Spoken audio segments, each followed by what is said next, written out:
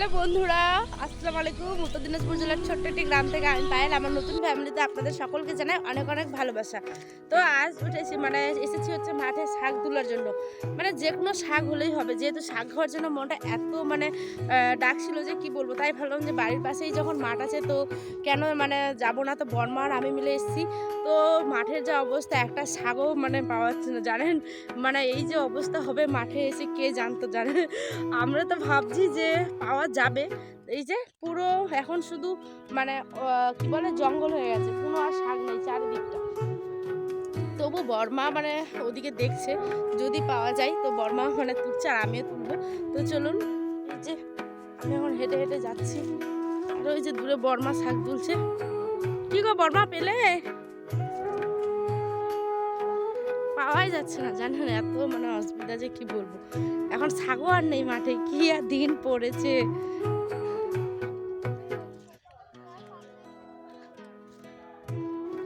আচ্ছা দাঁড়ান, এবার আপনাদেরকে ব্যাপারটা বুঝিয়ে বলি।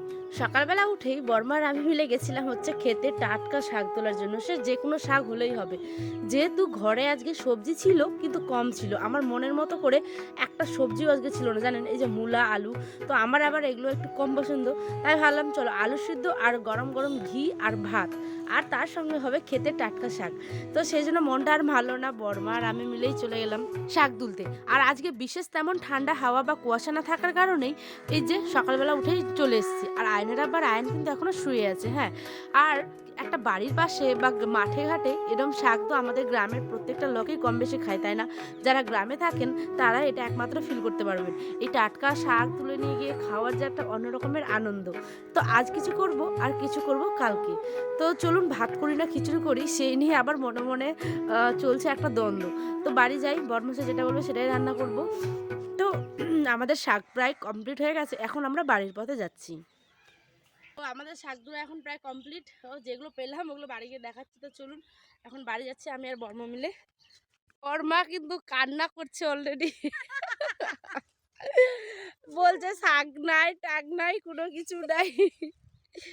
তো কি করা যাবে বলেন, সবসময় কি শাক থাকে? বর্মা এখানে তো ছিল গো, এখানেই তো ছিল, এখানেই। তো যাই হোক, এখন আমরা বাড়ির দিকে যাচ্ছি। তো বাড়ি গিয়ে দেখাবে, টাটা। চলুন বাড়িতে এসে দেখি আয়ান উঠে পড়েছে।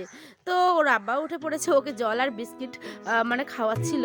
আর আয়ানের আব্বা নিজেই চাটা করে নিয়েছে খাওয়ার জন্য। তাই আমি বাসি উঠানটা এদিকে ঝাড় দিয়ে দিচ্ছিলাম, আর কিছু কাপড় ছিল যেগুলো রোদ্রে দিয়ে দিয়েছিলাম। আজ এত সুন্দর রোদ্র উঠেছে যে মনটা ভারী খুশি হয়ে গেছে জানেন। এই যে এখন উঠানটাকে চটজলদি করে ঝাড় দিয়ে নিয়ে হাজার একটা কাজের মেলা আছে। কিছু কিছু কাপড় আবার এর মধ্যে আয়ানের আব্বা ধুয়ে ফেলেছিল। তো আর যেগুলো দেখছেন তারে, ওগুলো হচ্ছে গতকালের। এবার ঘরটাকে আমি আমার বারান্দাটাকে আর কি একটু ভালোভাবে করে কি বলে ওটা ঝাড় দিয়ে দিচ্ছিলাম। এই বারান্দাটা না, এত জায়গাটা আমার ঘরের শর্ট যে কি বলবো। যেহেতু আমরা বাড়ির দিনই এখনও, এটা আমাদের পুরনো বাড়ি, সেই জন্য এরমভাবেই এখন বারান্দা দেখছেন এক ঢিপ বাসন রাখা আয়রনের জন্য ওখানে রাখতে হয়। মিক্সি থেকে শুরু করে যা যাবতীয় জিনিসপত্র সমস্ত কিছু আয়রনের ভয়ে উপরে রাখতে হয়, বটি টটি সমস্ত কিছু। ওই দেখুন এত যেটা পাই সেটাই মুখে দেয়। তারপরে এই যে ব্ল্যাঙ্কেটটাকেও আমি রোদে দিলাম, এটা হচ্ছে আমাদের ব্ল্যাঙ্কেট। আর আয়নসনের ব্ল্যাঙ্কেটটা দেখতেই পেয়েছিলেন গতকালের ভিডিওতে, অলরেডি ওটা গরম করে রেখেছি। তো এই যে তারপরে আমি গ্যাসটাকে ভালোভাবে মুছে নিচ্ছি। রান্নাবাড়ি যখন করতেই হবে তো এই যে গ্যাসটাকে মুছে টুছে পরিষ্কার না করলে আবার হয়। রান্না করতে গেলে এই কাজটা আগে করতে হয় জানেন। প্রত্যেক দিন আমি এটা দুবার করে করি, এখন একবার আর রাত্রে একবার, নাহলে এত আরেকটা জিনিস আপনাদের সাথে শেয়ার করি, সেটা হলো আমার বাড়িতে এলো বিয়ের কার্ড। কিসের জানেন? আমার মামা শ্বশুরের মেয়ের হচ্ছে গিয়ে সামনে বিয়ে, 22শে ফেব্রুয়ারি না 23শে ফেব্রুয়ারি। তো সেই জন্যই আর কি। তো এখন যাচ্ছি হচ্ছে কি আমার মামা শ্বশুরের মেয়ের যেহেতু বিয়ে, তো সেই জন্য যে বিয়ের কার্ডগুলোকে দিতে। তো চলুন, তো কি আর বলবো, যাই এখন ওদের বাড়ির পথেই আমি যাচ্ছি। এই যে কার্ডগুলো নিয়ে মামিকে দিয়ে আসবো, আর আগামী দিনের বিয়ের ভিডিওগুলো অবশ্যই যদি ইনশাল্লাহ ভালো থাকে আপনাদের সাথে শেয়ার করব। তো চলুন, এই যে নানি আছে এখানে দাঁড়িয়ে, এই তো তোমারকে বাড়িয়ে কার্ড দিবা বিহার,